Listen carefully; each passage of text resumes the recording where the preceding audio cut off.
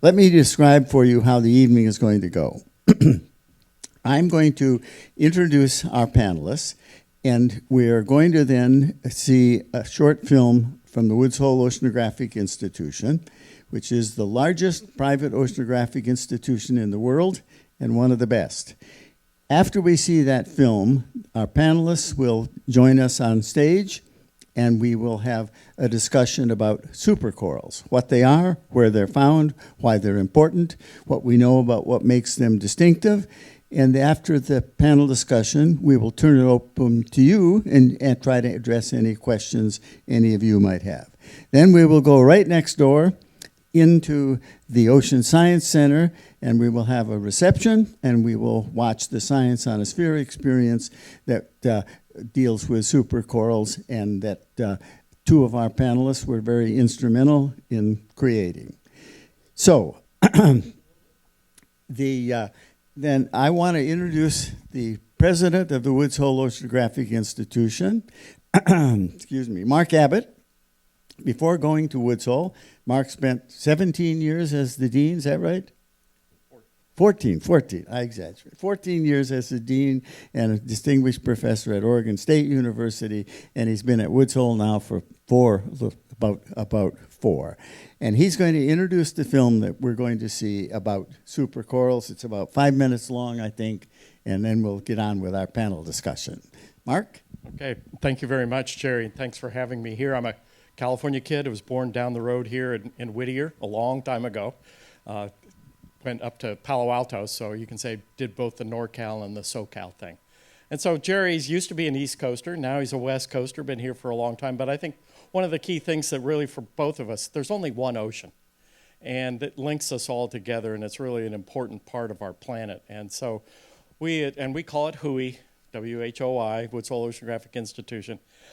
It's really driven by scientists and engineers who have great passion and creativity, not only for their science, but how it can help us become better stewards of this one ocean world that we live on. And Ann Cohen is just one of the nearly 150 scientists that we have at WHOI. And her passion is really driven by understanding coral reefs and how we can actually use that knowledge to preserve this precious and unique resource, not only just for us, but for the people who live on those islands and depend on those reefs for their cultural and economic survival. And Anne will say she came to WHOI because of the creativity, the imagination, the ability to go out and study and follow the science and wherever the science took her. And so tonight, this is an important message that WHOI really wants to share with the world. We're proud of our partnership with the Aquarium of the Pacific, because this really is a message of hope. People think about coral bleaching. 20 years ago, we were worried about the crown of thorns and invasive species, overfishing, dynamiting of coral reefs, etc. But what Anne and her colleagues have really shown is that there's really an opportunity here to use science to come up with new ways to preserve and enhance this precious asset. So tonight we're going to introduce a movie. It's called Super Reefs, The Future of Corals. It's a short film that was produced with the support of one of our trustee members, Linda Salop, with the Woods Hole Film Festival and Northern Lights Productions, and hope you enjoy the film, and we'll show it. Before we show it, let me introduce the others. So Mark was trained as a biological oceanographer, but most of his work has been in the interactions of the biology and the physics in the world ocean. And Ann Cohen went to Woods Hole as a postdoctoral fellow. Now she's a tenured associate scientist. She's one of the world's leading experts on coral reefs and also on supercorals, and she was instrumental in organizing, facilitating, and summarizing the workshop we had at the aquarium back in December about supercorals, and also was instrumental in writing that report. Sandy Troutwine, who is our VP for Animal Husbandry. Sandy's been here since before the aquarium opened. She's responsible for all 11,000 of our animals. She's responsible, I guess, for everything that swims or flies. And she also is an expert on coral reefs and has done research and conservation programs in a number of places around the world, including Guam, where we've done projects for a number of years. And Sandy was also instrumental in the workshop on supercorals and in the preparation of the report. And so one of your trustees or supported the creation of this film? And Back on. That was Linda Salop. She's a new trustee, and she and Ann have built up a partnership, and Linda said, let's put together a movie. So so the Science on a Sphere experience that you're going to see, that was supported by the chair of our board, who's in the audience, Kathy Eckert. And so our partnerships with our board members and our trustees are critically important to the programs that we all do. So let's go out here where we can see it and go ahead and roll the film.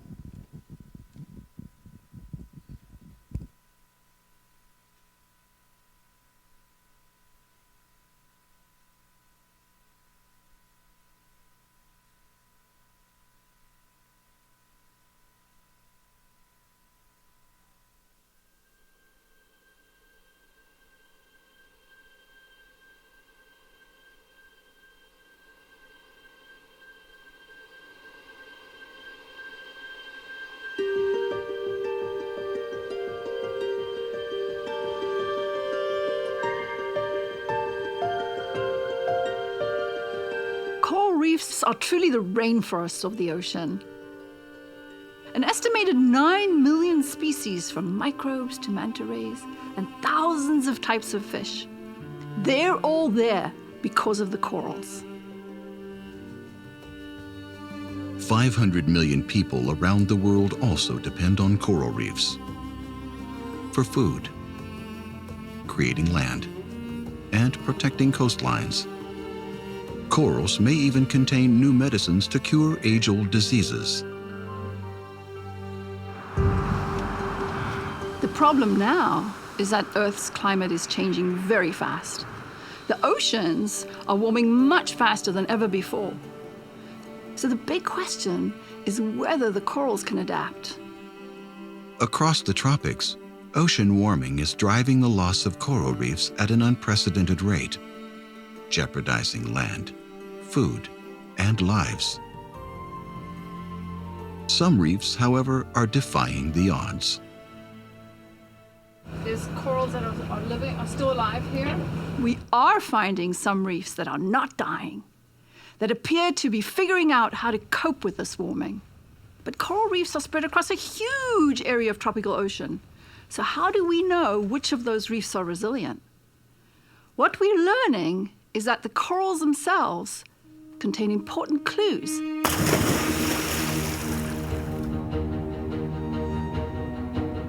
One important clue to how a reef will respond to future warming is how it has responded to past heat waves. What we do is we go out and we take a biopsy of the reef, and we come home with a skeletal core. And to look inside the core, we CAT scan them. What we're looking for are these bright white bands called stress bands. These bands form when the reef is bleaching. Coral polyps get most of their energy and color from tiny plant-like algae that live inside them. When the water gets too warm, corals expel the algae, exposing their white skeletons. Bleached corals are essentially starving to death. But some coral reefs are more heat tolerant than others. We found some reefs with absolutely no stress bands. These reefs should have bleached, but they haven't. In other cases, we found reefs that have bleached repeatedly over time, but they seem capable of recovering quickly. We believe that these corals are adapting. These coral reefs are what we call the super reefs, and they must be protected because they have the best chance of surviving. Every super reef should be in a marine protected area. No fishing, no dynamiting, no dredging, etc. All of the things that destroy coral reefs. What's being done in Palau and Phoenix Islands is a good model going forward for other places that we identify as hosting super reefs. By protecting super reefs, what we're doing is we're protecting the climate-resilient corals. And those corals are going to reproduce. And their larvae are going to travel on the ocean currents to far-flung neighboring reefs that have been devastated by climate change. And those larvae are going to grow into small corals, they're going to grow into bigger colonies, and over time, that reef is going to come back. And it could come back more temperature tolerant than it was before. Many coral reef countries want to protect their super reefs, but we don't necessarily know where all the super reefs are. So the first step is to go out there and find them, and then work with the governments of coral reef nations to incorporate those climate-resilient reefs into marine protected areas. All our decisions have to be based on good science, and the survival of coral into the future is under great threat. Now is the time to act, to ensure that coral reefs have a future.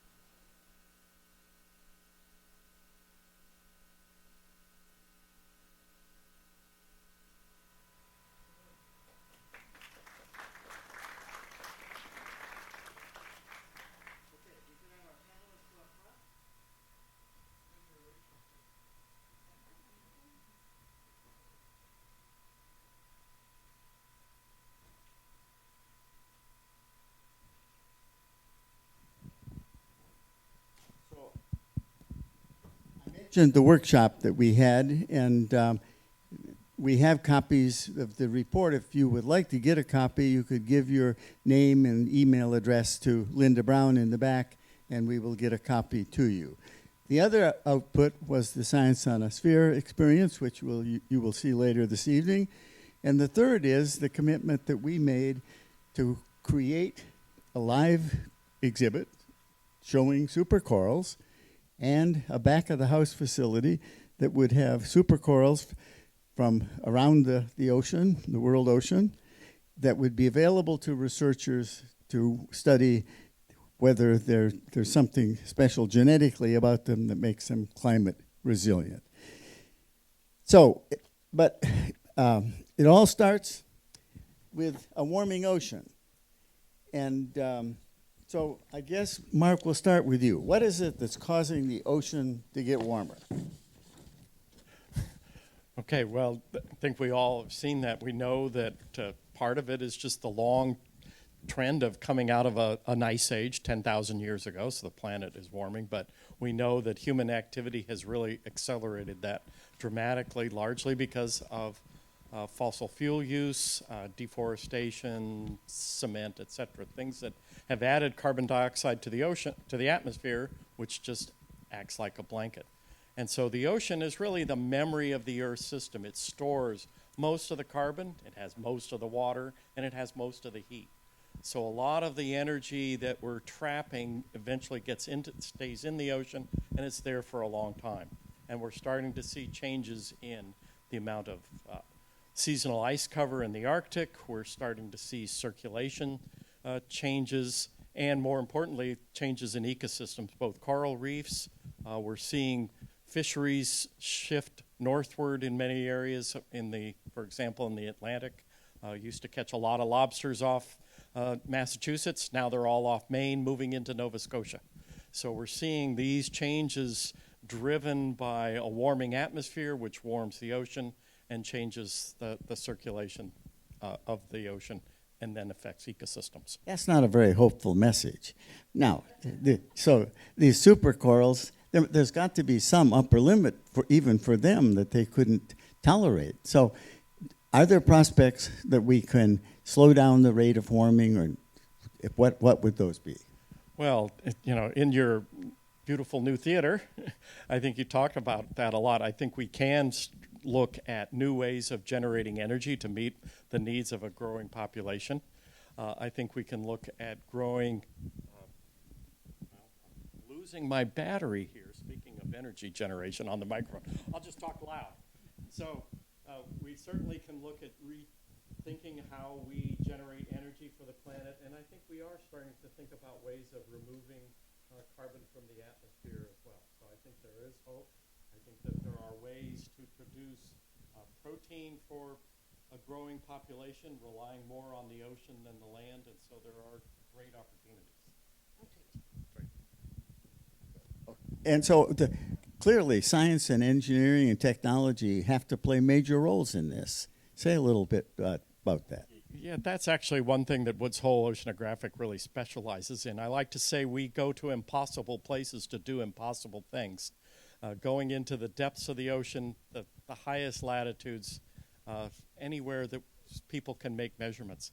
I think technology is really going to give us that vision and understanding of what's going on in the ocean to be able to make those kinds of predictions and help people make decisions just like we have with weather forecasts today. We don't have that at this point, but we're starting to build networks of ocean observing systems so that we can begin to live with our ocean. New technologies for aquaculture and energy generation are just some of the new technologies that are going to come out from ocean research. And what was it about this particular project of supercorals that appealed to you as the president? So this is really sort of a new way to expand our footprint, to a deeper level of engagement with both policy and with the public. And that's where this partnership with aquariums like the Aquarium of the Pacific here is really important for us, because ultimately it's all about people. It's not just scientists talking to scientists in a few federal agencies, but really getting us eventually all 10 billion of us working together to be better stewards. And aquariums are really that great sort of front line of bringing the ocean to people and bringing people to understand that it's more than just seeing waves on the beach. And I think your educational and research mission plays very nicely into this. Super Reefs, it's a message where science actually is not just doom and gloom. There's actually hope here. And that's a really important message that we want to get out. If some hope certainly is essential if we're going to affect large-scale change on the way, at the scale that's needed to put us onto a different trajectory. And we're delighted to have this partnership with WHOI. So, Anne, in all of your years of research on coral reefs, are there any things that you think would surprise this audience that we have here? Hi, Jerry. Thanks so much to you and Linda and the Aquarium of the Pacific for hosting us this evening, and thank you all for coming. The question is, I've been working on corals and coral reefs for 25 years. Is there anything that I know that might surprise you? Probably a lot. I don't know how many of you have gone diving or snorkeling on a coral reef and looked really closely at a coral, a little coral animal. You might not know that coral animals that build these reefs, that actually build the Great Barrier Reef, is a tiny little creature that is basically a Ziploc bag full of water with tentacles and a mouth. And it's about 1 millimeter in diameter. They're actually absolutely tiny, but they're working 24 hours a day, 7 days a week, 365 days a year, making little calcium carbonate crystals, and those crystals accumulate together, and over thousands of years they build reefs. And corals come as boys and girls, males and females. The females in many species, they actually get pregnant, and they grow the babies in their stomachs. And then at the full moon, the mother coral, who has passed about 70% of her fat to her babies, releases these little, what we call planular larvae, from their mouths at the full moon. And the planular larvae are little balls of fat. and they get swept on the ocean currents and transported to a new world, a new land, where they settle and they metamorphose and they start to grow. And that's the beginning of the new coral reef. That's the beginning of Bermuda. That's the beginning of the Virgin Islands. That's the beginning of the Great Barrier Reef. All the places that you're familiar with all come from this little baby coral that got released from its mother under the full moon. Pretty cool. That's some things I learned over about 25 years. What percentage of our tropical coral reefs have we lost already? So we estimate about 50%, 50%. of coral reef surface area Right. has been irretrievably lost. And the projection is that we could lose, what, by the end of the century? Significantly more, and not just by the end of the century. I mean, we're looking at the next 3 or 4 decades. Right. I think the latest projections are losing coral reefs as we know them by about 2040, which is devastating. And in terms of ocean life, not the tourist attractions and all that, or the beautiful places to dive on, what's the significance of the coral reefs to supporting healthy marine ecosystems? That's a really good question. There's many coral reefs all across the global oceans. In fact, the Great Barrier Reef is made up of 3,000 different reefs, different coral reefs. And there's many of those across the global ocean, but together they only make up about 1%. They take up about 1% of the surface area of the ocean floor. So they're not taking up very much space, but they're actually supporting 25% of all the marine species that are found in the ocean are actually found on coral reefs. Isn't that incredible? A quarter of all the species in the ocean are congregating on those coral reefs, all because that little planula larva got released from its mother and built a reef. But it's not only animals that depend on coral reefs for their survival. Almost 1/5 of the global human population derives their livelihood from coral reefs. So the impact of coral reefs taking up 1% of the surface of the ocean is absolutely enormous for humanity and all Earth's creatures. So they have a pretty big responsibility, and we have a pretty big responsibility trying to protect them. What have we learned so far about what makes supercorals more resistant to high temperature than normal corals? Thanks for the question, Jerry. So far we've discovered about 11 different super reef systems. And what we mean by super reef systems, these aren't just individual corals that can survive climate change.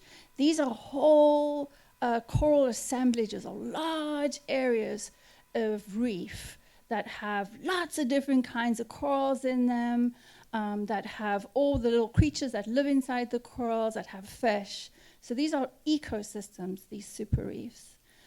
Some of them, we now know the corals on those reefs are actually genetically different. And they're genetically different in a way that makes them more tolerant to heat. So for example, we were talking about Palau earlier at dinner. Palau is a coral reef island in the far western Pacific. It's about a 4-hour flight south of Japan. And if you have never been there, you should try to go because it's probably the most beautiful place on Earth. But Palau is also home to super reefs in areas called the Rock Islands. And in 2 different massive heat waves that destroyed about 80% of Palau's corals, the coral in these in the Rock Islands, in the super reefs, didn't flinch. So these massive heat waves came through, and these corals were absolutely fine through multiple heat waves. And that was really interesting to us as scientists. So we went in there and ran a bunch of tests, and we're discovering now that they're actually genetically different. But there's other super reefs, there's other kind of super reefs, and these are ones that we find in Thailand and in the northern South China Sea, These super reefs are actually protected from heat waves by the ocean, by the peculiarities of the ocean in which they live. They're protected by phenomena called internal waves. And what internal waves are, they're waves in the ocean that actually bring cool water from beneath the surface up onto the reefs. So when a heat wave comes through and heats up the whole ocean, these coral communities on these reefs don't even know. They don't even know it's getting hot because these internal waves are feeding them with cool water during the heat wave. It's kind of like air conditioning, natural air conditioning. Okay, so it's a very important story to tell. Sandy Troutwine, what's the aquarium's role in all of this in terms of telling the story? Well, we're the messenger, right? So we like controversy, and I'm sure supercorals, there's a lot of controversy behind some of the methods that have been talked about regarding assisted evolution and that sort of thing. But I think our story is to really tell the story of supercorals, the important role that they play. And through our living exhibit, we will be displaying supercorals, and we'll be supporting other research scientists through the use of our live bank and how we can propagate corals, which we do here. And we do that already through our asexual coral propagation, just to support our own exhibits, as well as sexual propagation through a partnership with Secor, where we're actively helping to restore coral reefs in places like Guam and Palau. And so I'm really excited about our new exhibit, and I think this will be a great new endeavor. And we really are hoping to do this, and we're now we have a seat on the board of the Phoenix Island Protected Area, and they have their board meeting here later this month. And the Phoenix Islands is one area where there are a number of supercorals, and if we can get an agreement from them that they will allow us to, or they will provide us with supercorals for an exhibit, then we will make the commitment to invest in the infrastructure and the tanks that would be required to make a public exhibit, and also the back of the house.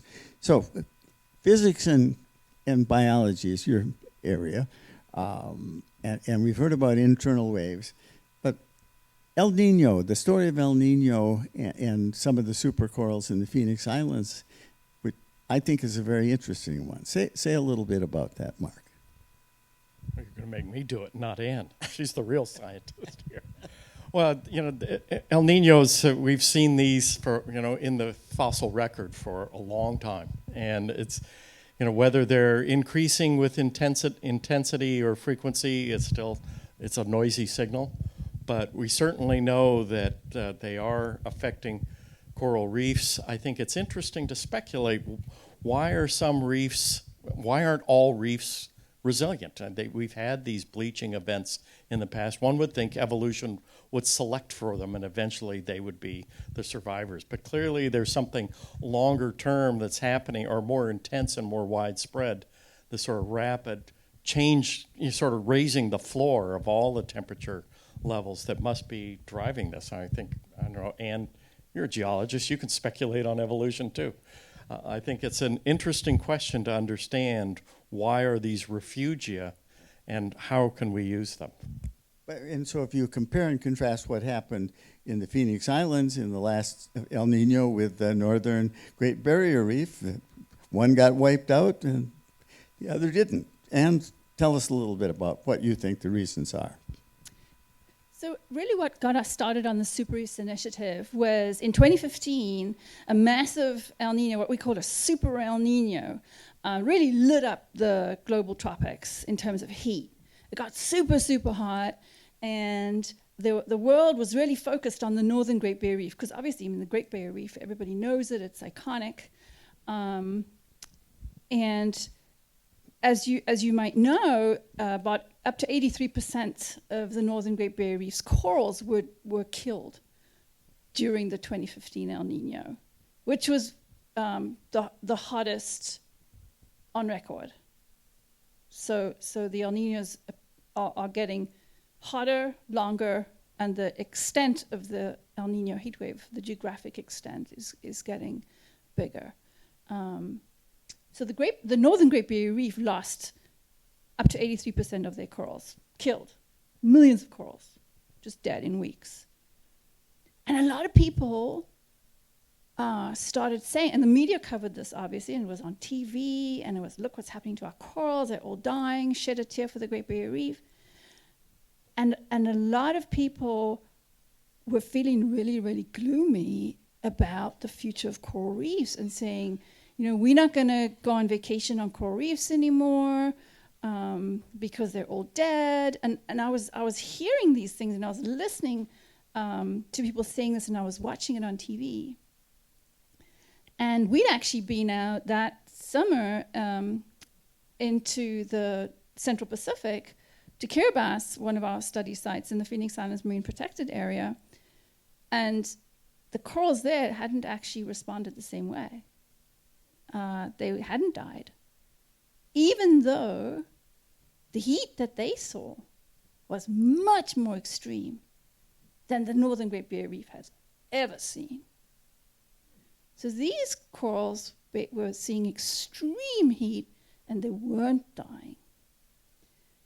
And we thought, we have to get this message out. We have to tell people that there are coral reefs that are surviving this, that are defying the odds, that are fighting for their lives out there. And we have to help them, and we have to tell their story. We have to protect them within marine protected areas. We have to bring them to land, into land-based aquaria, do everything we can to protect them. And isn't it true that with the Great Barrier Reef, the northern section, had never experienced temperatures this high? Yeah. And those in the Phoenix Islands, every 5 to 7 years with an El Nino, they were exposed to high temperatures for hundreds, thousands of years. This is so they had been exposed to these stresses, but then the stresses were relaxed, they would experience it again. This is part of my philosophy of management. I believe that if you apply is this yours? Is this good? I shouldn't be laughing. If you apply Stress pressure in small doses and then relax it occasionally, people will thrive under increased pressure. That's my theory. The super people. The super, well, yes, that's right. And everybody. And we all depend upon the super people in our organizations. So while I've got you've really spent nearly all your professional life at Woods Hole Oceanographic Institution on Cape Cod. It can't be because of the great winters there. The great what? Winters. Oh, winters. I know. I grew up in South Africa, and when I arrived in Cape Cod in December, I think, of '95, when they had the worst snowstorm on record, and I got off the plane in a T-shirt and jeans from Cape Town because it was our summer there, and I had never seen anything like it, and so I have to admit I stayed inside for 2 days because I didn't know what to do with all the snow. Anyway, yeah. So I arrived. As a postdoc at Woods Hole Oceanographic Institution. I was incredibly lucky to be awarded a very prestigious postdoc. And I came over and I just fell in love with the Oceanographic Institution. And I was very lucky to have been able to stay. You know, one thing about the oceanographic is all the scientists at Woods Hole are so motivated and so driven and so in love with what they do, and everybody's door is open. I can go and talk to the oceanographers, I can go and talk to geologists, to the engineers. I can even talk to Mark sometimes. And we all share a passion for the ocean. And we're learning from each other all the time. It's a fantastic place to work. And any idea that I want to pursue anywhere in the world and through any depth in the ocean, I can do that. As long as you can get the money. All right. Yeah, but I think that is what makes places like hooey. Fabulous. So we have all these stresses on coral reefs, dynamiting, runoff, coastal development. But in the end, unless we can do something about climate change, it's only a matter of time. Would you agree with that? I would, yeah. I think that's the biggest thing that contributes to habitat and our changes in our world. But when you read the reports about the projections, it's hard not to get sad and feel helpless. But I think we just need to continue working towards that goal and knowing that we can each make a difference in our daily life choices. So I'm hoping that we can continue to work to save coral reefs. They're an important part of our world. And I do think, though, relaxing some of these other stressors that are really under our control, our immediate control, it buys us time. So you relieve some of that stress, and presumably many coral reefs would be more able to deal with warming temperatures than they would if we don't relax these stressors. Yeah, I would add to that, too, though, that we had so altered so many ecosystems just because of fisheries. The cod fishery in Northwest Atlantic, all of the large predator fish, the high end of the food chain. We've taken that out, and that is fundamentally altered. Add in climate change, and now you've made ecosystems that are already under enormous stress, under even greater stress. I think an important question is, like, at 20 years, we have 21 years to make a difference, right? Before coral reefs begin to disappear. So how can we make the fastest change, I guess, the fastest positive change? That's really the question. I would offer, then it seems to me there are two parallel strategies. One is we have to do everything we can to reduce climate change. But secondly, we have to protect these supercorals and reduce the other stresses on coral reefs. What would you add to that? I absolutely agree.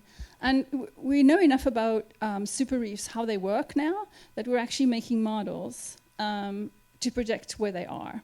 So we're not just we're not just blindly putting our finger on a map and saying, oh, let's try that place. We actually have a strategy for finding where they are, and we can put circles around them, around where the super reefs will be. And if we can protect those super reefs, which are across the global oceans, from other activities which are still going on, like dredging, dynamiting, cyanide poisoning, if we can withdraw those pressures, then I believe that there are enough super reefs out there that can repopulate the devastated reefs. All in parallel with the activities to reduce the emissions and keep and stabilize the climate. We have to do both in parallel. We have to do it in parallel, not in series. I agree. Let's bring the house lights up, and we'll take some questions from the audience. You can direct them to any one on the panel or the entire. Bob, I knew you'd ask the first one.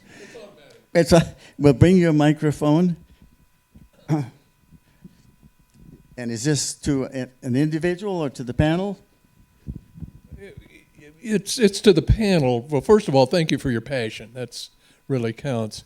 As you identify these super reefs, are you finding that they run north and south or east and west, or are they within a current band? Is there any pattern to them, in other words? So far, we found 3 different kinds of super reefs. The ones that are protected by internal waves. And we've actually been able to go to those places and confirm that the super reefs are there. But we also know where all the internal wave fields are and which coral reefs are in internal wave fields. So we know where those coral reefs are, where those super reefs are. Then there's another kind of coral reef, like the ones in the central tropical Pacific, like in Kiribati, which because they've been seeing El Nino heat waves for hundreds of thousands of years, they've developed strategies to deal with it. So we know that across the central tropical Pacific, That includes Kiribati, the Phoenix Islands Marine Protected Area, and also the Pacific Remote Marine National Monument, which is actually US owned. There are super reefs there. And then the Palau super reefs exist because the water there is chronically hot. Any larvae, coral larvae, that are coming into the Palau Rock Islands to settle have to have the genetic makeup to be able to deal with that heat. So you establish super reef communities that are genetically adapted just because it's chronically hot there. Now, with our hydrodynamic models, we can predict which reefs across the global oceans have chronically hot areas which would house super reefs. And we started to do that as well. Is there a comprehensive funded effort to map out the super coral reefs around the world ocean? We have a comprehensive strategy, yes. The funding effort, the funding campaign is really one foundation at a time at this point, which does make it slow. Right. But it's all dependent on funding. Yes. Go ahead. So I read about coral reefs in Hawaii, and there they talk about sunscreen. You've not mentioned sunscreen. Is that just a local Hawaii thing, or is that really a stress on coral reefs? That's a really good question, because there has been quite a bit of conversation in the media about the effects of sunscreens on reefs. And I think right now it's really a theory. So scientists have put corals in tanks, in experiments, and exposed them to the ingredients in sunscreen, and there's an effect on the corals. Whether that's actually happening out on the real reefs, where the sunscreen is impacting coral reefs in the actual ocean, is still a question, and it's probably quite difficult to prove. Nevertheless, I would say that relative to the impact of global climate change, sunscreen is a minor issue. I think we want to, in every case, take care and be aware of what we're doing all the time in our daily living. There are sunscreens available that are not poisonous to corals. Use those. Even if we don't necessarily know what the impact will be or is. But if I had to prioritize what's the biggest threat to coral reefs, ocean warming is a mass killer of corals in a very short time. It's the most efficient mass killer of corals, period. And some of these others, I think, can be distractions from the real problem. It's a little bit like having cosmetic surgery when you have a life-threatening illness and you're not treating the life-threatening illness. Go ahead, Francis. Save me. Oh, you're over there. Okay. Okay.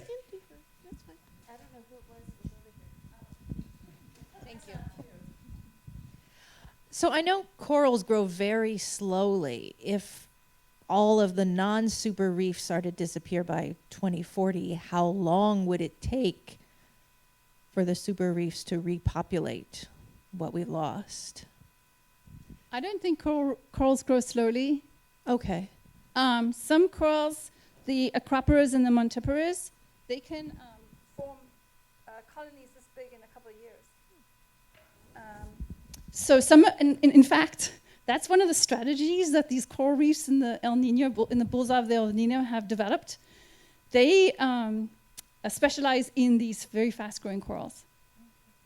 So when an El Nino comes in, they get knocked out, and then the corals come back and grow really, really fast. And then El Nino comes in, they get knocked out, corals come back, grow really fast. So some corals actually grow really, really fast. So do you think then there wouldn't be like a gap in world corals? They would have enough time to repopulate as the other ones are being decimated by climate change? What do you mean, do they have enough time? I'm just wondering if the idea is that the supercorals are going to repopulate the missing reefs, how long is that going to take? And that's a really good question.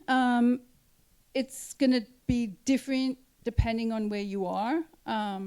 Some areas, the corals grow really, really fast. In other areas, like Bermuda, actually, the corals grow more slowly because there's less light and the water's cold and they just don't grow in the winter. So I think it really depends on where you are. One of the ideas of the super reefs is that if we allow the thermally tolerant coral reefs to live and don't kill them by dredging or cyaniding or blowing them up by other means, if we let them live and produce billions and billions of larvae, those larvae are genetically tolerant, thermally tolerant. So they'll carry that characteristic with them wherever they go. And when they repopulate the devastated reefs, the reefs will be more thermally tolerant than they were before. You sounded a little bit like Carl Sagan there for a minute. Billions and billions. Sandy or Mark, do you want to add? It is billions. Well, just to that point, I would just say that there are certain massive corals that do grow a little bit slower than a lot of branching species. So different coral species have different growth rates. And I think with supercorals, we probably need to face the fact that our coral reefs are changing every day. And as we move more towards this finish line of 2040 or the end of the century, I think we can all pretty much accept the fact that coral reefs they won't be the same species diversity or collection or composition that we've seen there previously, that it will be different. But hopefully we can have robust reefs that support a diversity of fishes and other invertebrates that make that ecosystem healthy and support that local community. So I think that's what we're working towards, hopefully, in the end. Okay, we ready for another one? Okay, go ahead. Hi, my name is Amy. I'm going to be an elementary school teacher, hopefully in the next year or so. And currently I'm learning a lot about teaching science. And for one of my homework assignments, I had to come to one of these events. And I decided, wow. Come otherwise? I'm sorry? Oh, okay. So I was like, wow, I don't know anything about super reefs. Let's go to this one. So I brought me and my boyfriend here, and he's tagging along because he's super supportive. Anyways, what I wanted to ask is, I can tell you're very passionate about coral reefs, and I also think it's very contagious, and now I want to care more about coral reefs. But how do I get my students in the future to care about the ocean and super reefs? Who wants to start on that? I think you're a good person. Well, I'll start, but I would. Because you're pretty contagious. I think one of the things to bring them to the aquarium. Kids are naturally interested when they see fish, different colors, different kinds of movements, different shapes, and I would also try to take them to the ocean. It's surprising how many people who live in Long Beach have never been to the ocean. They've never seen the ocean. And I think kids pick up on the enthusiasm also of their parents. But I think bringing kids or bring your class to the aquarium. We have lots of school kids who come here every year. We'd love to have yours come. What would the rest of you add? I think that would have been the first answer I would have given. The second is that there are people like Bob Ballard. Okay, he's done more than find the Titanic. But he has this whole inner space center and a whole classroom teacher program where he really tries to bring the excitement of ocean exploration to everybody, not just kids who happen to live within 30 miles of the ocean. He grew up in Kansas, so he knows what it's like. So I think that there are a lot more programs that try and bring the ocean to people. I have 2 children, and I think that you are their inspiration. You are the most important person, I think, in terms of their education and being inspired in nature and science. My son came home one day from school and he was 6, and he was completely in love with Pluto. The planet or the dog? The planet. And his goal is to go to Pluto in his lifetime. And he's hung on to, and that came from his teacher. His teacher inspired him. So you have an important job. I would suggest starting with Nemo and then working to Dory. No. Essentially start with what they can connect with. So as much as I hear Nemo every day, people do connect when they see clownfish. But you could start by saying, well, clownfish may not be around much longer if they don't have the coral reef habitat that they need. So start with something that they connect with. And kids are naturally curious and they love to explore. And so you'll be teaching with the next generation of science standards. And so rather than being didactic, it encourages asking questions and so on. So yes, I think you as a teacher will have a major responsibility. All right.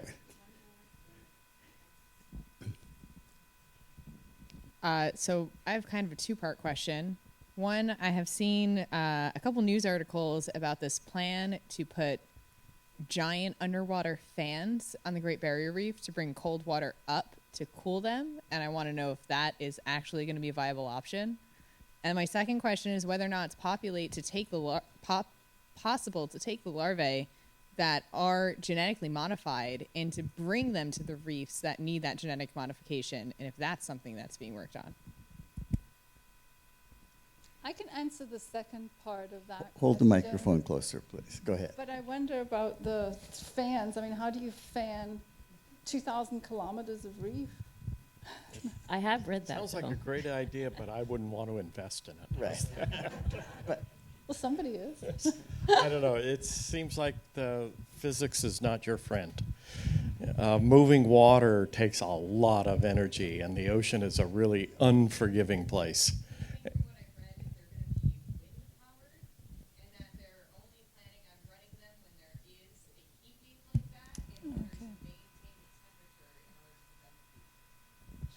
Like your internal waves. Yeah, like the natural internal. Yeah. Still, I'm not sure the physics pencils out on that one. Sounds like cold fusion to me. But it does tell you, I mean, the lengths that people will go to protect their natural resources.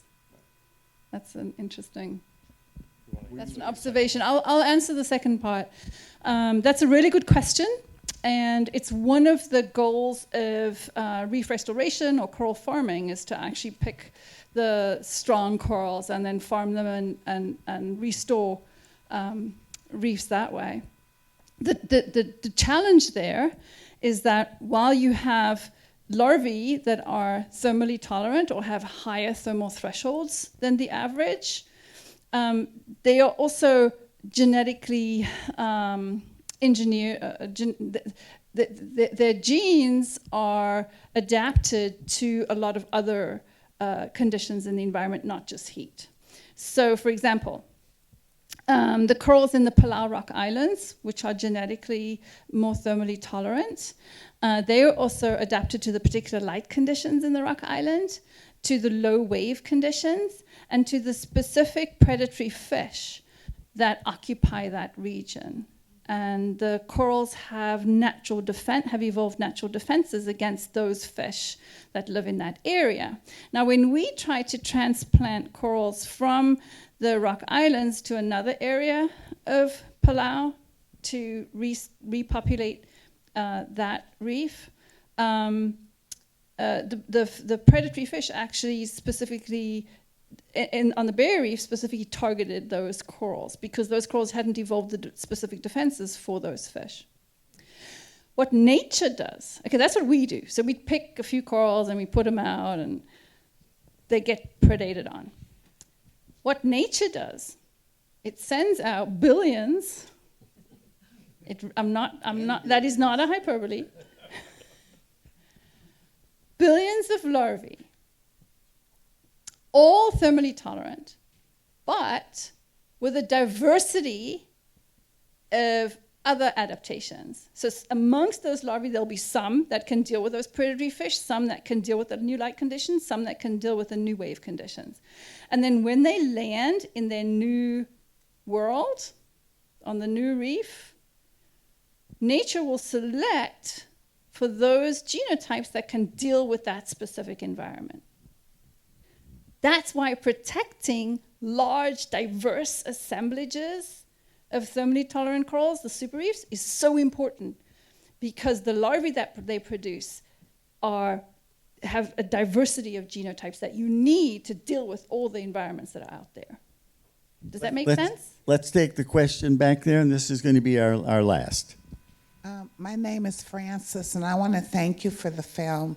I was really intrigued when you were speaking, talking about how the mother released the larva out her mouth, and I was wondering if you've maybe captured that in film, and if you can, some kind of way, it'll really motivate, I believe, children and adults. And I want to share, by having the captioning on the film that you have, it's awesome, because there's children and adults that have neurocognitive challenges that they can hear, but they are able to understand and follow better by being able to read and hear at the same time. So I want to commend you for that.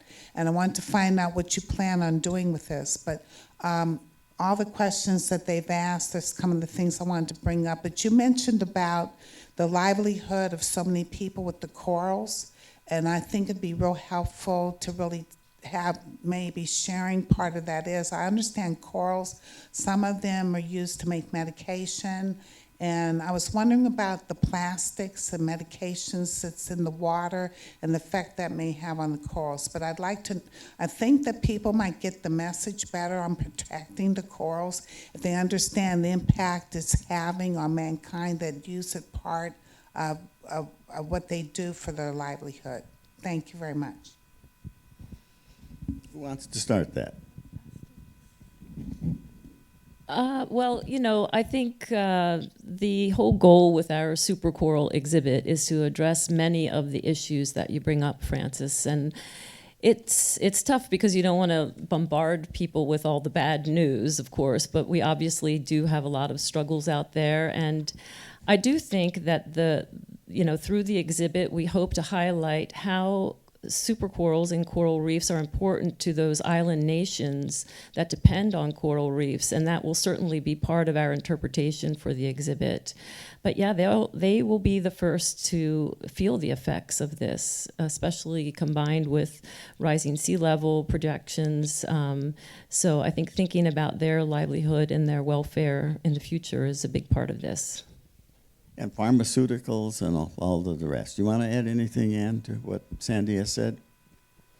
I made a separate movie where I went around a few coral reef island nations and interviewed people about how their perspective on climate change and what they had seen in their lifetimes. And I think we need to figure out a way of pulling that into this movie, the people's perspective into this movie. Unfortunately, we only had 6 minutes. It was originally 5 minutes, and it was quite a fight to get it to 6 minutes. And I also had a conversation with an animator the other day about maybe animating the birthing process, because it's just so tough to capture on film. So yeah. So before we move into the ocean science, and I'm going to just come back to your question. And I agree with Mark. I don't think the physics pencils out, but I think we always have to be open to options.